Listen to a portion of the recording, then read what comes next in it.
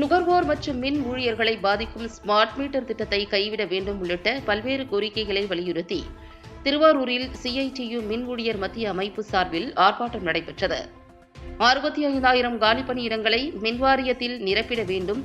நுகர்வோர் மற்றும் மின் ஊழியர்களை பாதிக்கும் ஸ்மார்ட் மீட்டர் திட்டத்தை கைவிட வேண்டும், மின்வாரியத்தில் ஒப்பந்த ஊழியர்களை நிரந்தரப்படுத்திட வேண்டும், 2023ஆம் ஆண்டு முதல் வழங்க வேண்டிய ஊதிய உயர்வு வழங்கிட வேண்டும் உள்ளிட்ட 7 அம்ச கோரிக்கைகளை வலியுறுத்தி திருவாரூரில் உள்ள மின் மேற்பார்வை பொறியாளர் அலுவலகம் முன்பு சிஐடியு மின் ஊழியர் மத்திய அமைப்பு திருவாரூர் மின் திட்ட கிளை சார்பில் ஆர்ப்பாட்டம் நடைபெற்றது. இந்த ஆர்ப்பாட்டத்தில் கோட்ட திட்ட தலைவர் சகாயராஜ் தலைமையில் திட்ட செயலாளர் ராஜேந்திரன்,